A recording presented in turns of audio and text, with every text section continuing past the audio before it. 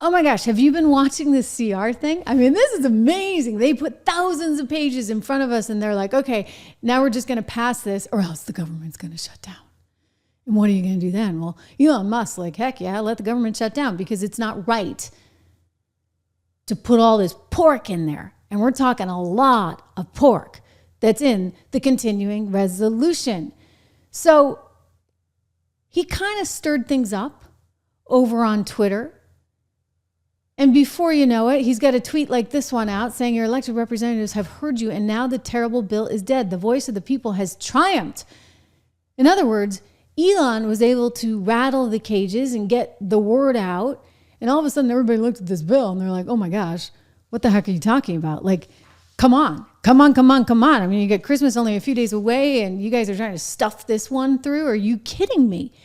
I mean, what are the Democrats thinking? What is Chuck Schumer thinking? What are the Republicans thinking that we're willing to go along? Oh, I know. They were going to get a pay raise out of it, right? Well, one of the little items we had Pat Toomey, Senator Toomey, on the show the other day to talk about was this $50 billion giveaway effectively for Big Pharma, right? Like a little stocking stuffer bill that was included in this thing. It was a dramatic expansion of government intervention in the private healthcare market. It was handing Big Pharma this massive profit windfall, and it was at the expense of the American people. So this was kind of a sneak attack, and we were saying this is something that kind of people need to get in front of. And guess what? You guys did. And Twitter helped. I mean, you got every year Big Pharma out there hiking the prices on these drugs because it's good for them, right? The prescription drugs. And they're hiking them at a rate that's way higher than inflation. As you know, drug companies are setting the price, then they're hiking the price, and Americans are locked into these medicines. And what happens if they get in the way and then they don't allow for other companies to negotiate better prices because now the government's suddenly in charge, in cahoots, if you would, with Big Pharma? Well, that's not fair. That's not right. I mean, we shouldn't be having to subsidize the Big Pharma health companies, right?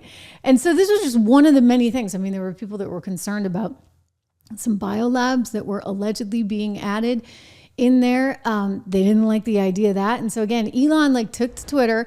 He was tweeting everything out. Everybody mobilized. And before you know it, the thing died. Whoopi Goldberg is furious.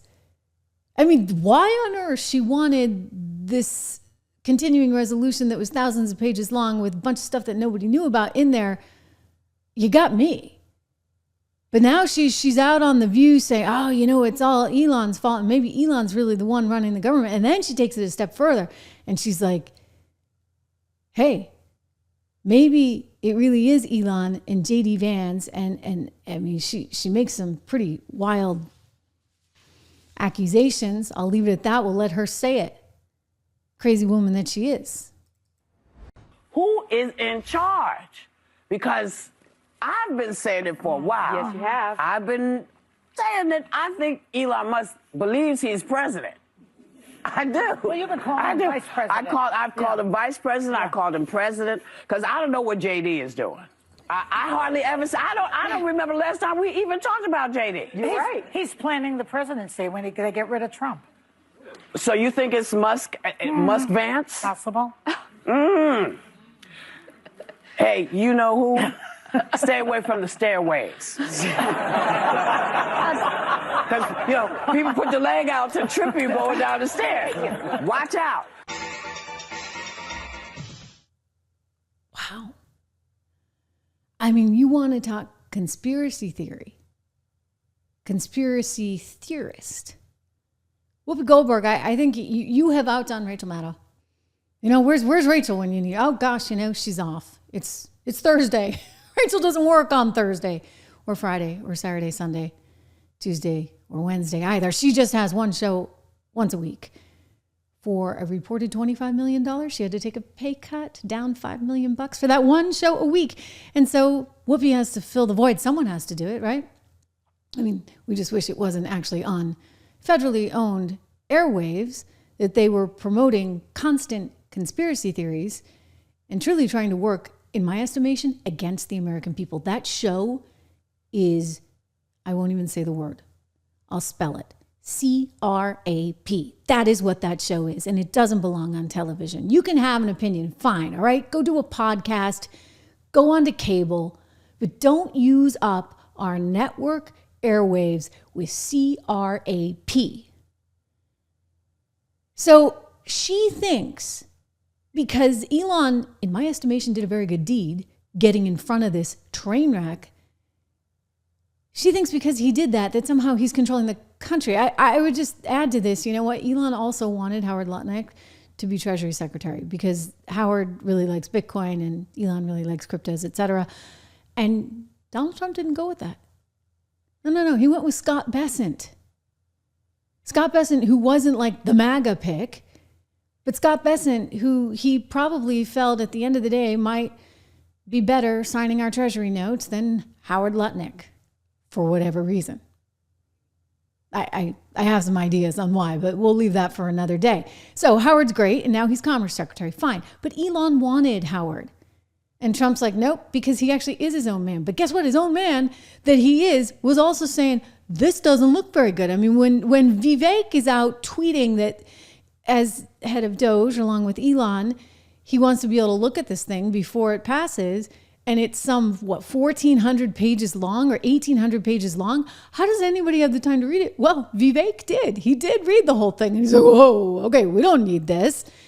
And so consequently, this thing got stopped dead in its tracks. Finally, people looking out for the American people. Right now in the past 30 or 40 minutes here that they might try to pull this interim spending bill off the floor and maybe just go with a clean bill. Unclear what that means for disaster assistance.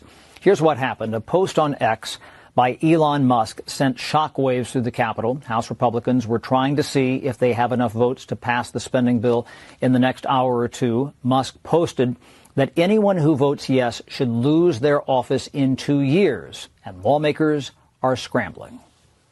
Tweets from Musk and others, has that complicated this? Well, I mean, I think that there's always a lot of interest in what's happening up here, and this is more than interest. They're telling people if they vote yes, they should be voted out. The social media world is a part of our politics, and I think members have to expect that. There will be a lot of hard votes in the next couple of years. A member of the House Republican leadership told Fox that Musk is not helping. The lawmaker added that Musk has bigger fish to fry than picking a fight with House Republicans. One source said the bill is now bleeding support from the GOP. When asked how many Democrats the GOP needs to pass the bill, a senior aide replied, quote, a lot. Lawmakers who had hurricanes devastate their districts are torn. The fact is that, look, this is a sandwich. I don't know how else to say that. We're being forced into this position. They could have done a standalone. They did this because they knew that it would put members in this position to support it. We're damned if we do. We're damned if we don't. Now, the bill has about $100 billion in disaster relief, nearly $30 billion to restock FEMA's coffers, and there are lots of health care provisions. Jamming everything together in one bill means some Republicans will not support Mike Johnson for Speaker in January. Have any other of your colleagues said that they're not voting for Johnson? I've talked to a few, who don't seem like they're going to vote for him. You have to ask them. I'm not going to betray anybody's position. Will you just vote president, or will you vote someone else's? I'll vote for somebody else. Now, Johnson can only lose one vote and still win the Speaker's race on January 3rd. Some Republicans ask how things are different with a spending bill like this under Johnson than former House Speaker Kevin McCarthy. The funding deadline is Friday night. Neil? That was Chad Pergam over at Fox. Really, really good reporter, and kind of lives, sleeps, eats, and breathes this stuff. He gets really excited when it's CR time. I always remember at the end of the year, it's like, oh, Chad, oh gosh. Everybody just wants to go home for Christmas, but he gets stuck there because we always deal with this, right? We always deal with this. Well, finally, somebody's like, hey, we're not going to deal with this. We're going to actually force them to do a clean CR. And then guess what? We can deal with all this other stuff and all the pork when Trump gets into office, which means it's probably not going to happen, right? No, it's not going to happen. And, they're freaking out on The View over it. Why? Like, what is in it for you, Whoopi? Don't you just actually want what's best for the people? I leave that question to you guys. Does Whoopi want what's best for the people? Oh, I'll tell you, ABC needs to cut cut bait, like just out with The View. It needs to end. The show is terrible, as I said. CRAP.